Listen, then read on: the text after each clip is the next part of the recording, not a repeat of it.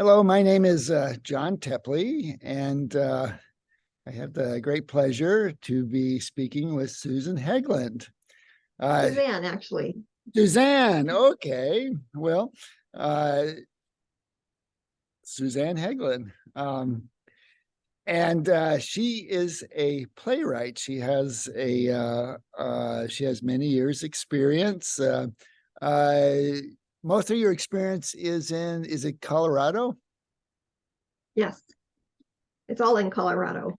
All in Colorado. Well, now she's in Portland, and we have the good fortune to have her write some plays for the Festival of Portland's Migrating Crows. And uh, so tell me, when you start a play, what are some of your first thoughts? Um, I think every play I have written and gotten produced, there's been a prompt. So there's a moment of panic where Ah, you think, oh my God, I don't know if I can do this or not. And I think that's been part of the process. Honestly, because you're under the gun for all of these things that I've done. There's always a prompt, there's always a deadline, and it comes often straight out of your subconscious. Something you've experienced in the last few weeks, something you thought about, something you saw on TV or read in a book, and all of a sudden that's where the prompt meets this experience that you've had, and it's just I'm kind of a muller, so I'm likely to sit and agonize, and then when it starts to flow, it just goes, and I'm more like dictating.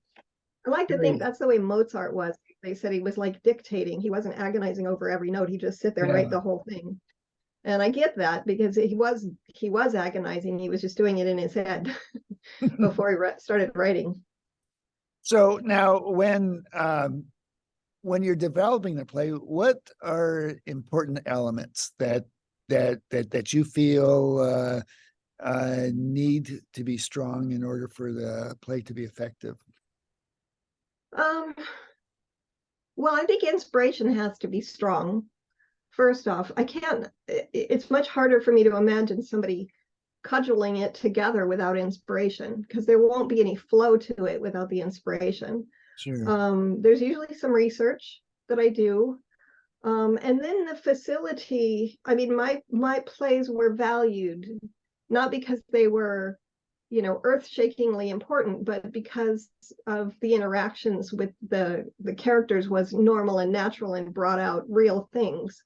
Um, so, uh, you know, being a good observer of the human condition and how people communicate, that's easy for me to do because I'm often on the outside. So I'm watching instead of in the middle of it where I don't have any analysis of it, and I don't see the big picture. If you're on the inside of this, sometimes you don't see the big picture. I mean, there's certainly references to things that I've experienced, but a lot of it is based on observing other people, and understanding that be kind to the actors. So many first-time playwrights will write long soliloquies, and it's like, please be kind to the actors. They can't remember all of that. It's hard for them to keep their energy up.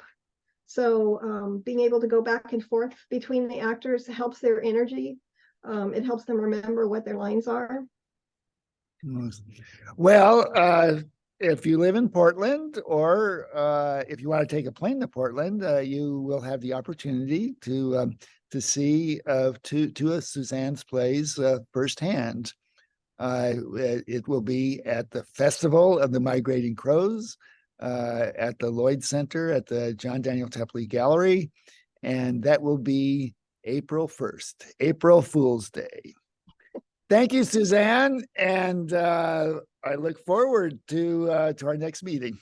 Thank you, John. There's a lot of enthusiasm going into this festival, and it's unique. So, yeah, I think people will enjoy it. Excellent. Bye for now. Bye for now.